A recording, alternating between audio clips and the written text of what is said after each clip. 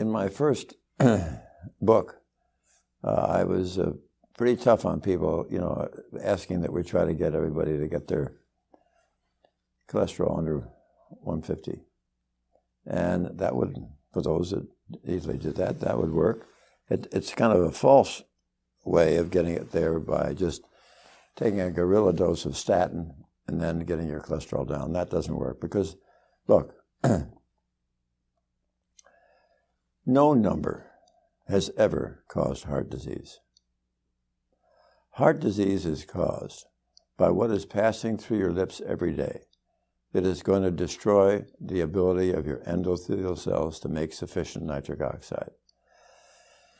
So in the new era, in the next book, we'll probably have to say something like this. Sure, if you're naturally, with the way you're eating, your cholesterol is under 150, you are going to be protecting yourself.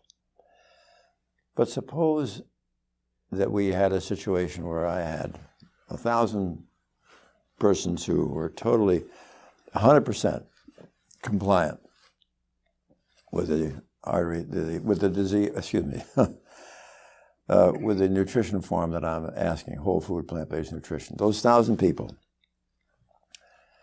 they're going to be some that have a cholesterol of 110, some will be at 140, maybe 160, 180, 200, or 220.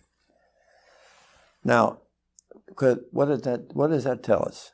That tells us that each of us individually has a thermostat on our liver that more or less decides how much cholesterol that we're going to get. Because if these patients are not eating any food that are going to encourage the liver to make cholesterol, then the liver will make the cholesterol that it feels it needs.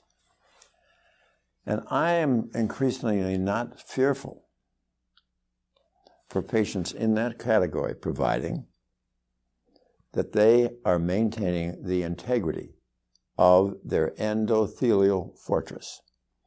So if somebody is eating absolutely beautifully, not in any way doing anything except strengthening and strengthening and strengthening their endothelial cells, even if they have a cholesterol of 190 or 200, they can't injure themselves because they have so protected and strengthened their endothelial cell.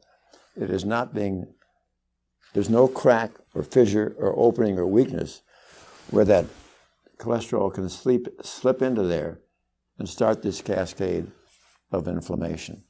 So now on the other hand, when we do have patients with this familial cholesterol where everything is over 300 or 400, now we really have a problem. We got to do what we can to help those patients lower their cholesterol. You may want to possibly use some medication in those patients unless they're absolutely insistent on not taking it. And in that case, you can get them to really tighten up the good whole food plant-based diet in ways that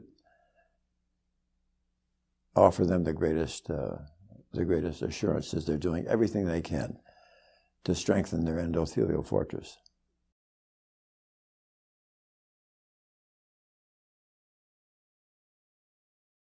The reason I have trouble with the government levels is that they really, it's really, they're missing the entire point. Again, I'll say it, and I apologize for being redundant, but no number has ever caused heart disease. And if they say it's 200 and then it's 130 for your LDL or something like that, there's no mention at all there, none whatsoever, of your endothelial cells and protecting them.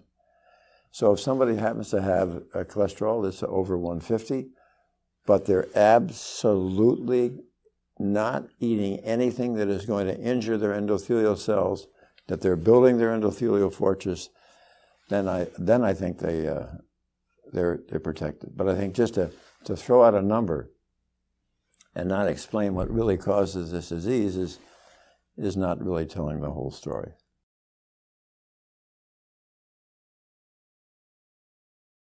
Yeah, I think if people don't have heart disease, but they want to eat nuts and seeds, that's fine. But these have an awful lot of saturated fat, so I guess I can be a little bit of an outlier here. And if I have patients seriously ill with heart disease, I do not want them to eat peanut butter and cashew sauce and nuts. How many people do you know who will eat one nut? Nuts are highly addicting, and they have a lot of saturated fat. And so right now that we are getting absolutely very exciting and stunning results with the patients that follow our program. And so I have yet to see a single program on nuts where you take patients who are seriously ill with cardiovascular disease and pour on the nuts and all the seeds and the cashew sauce and the peanut butter and have them halt and reverse their disease. I've not seen that. But for patients who don't have heart disease, I don't have a restriction on their having those. But for the patients that do, I feel very cautious. And if down the line I'm proven to be wrong, I have not hurt my patients.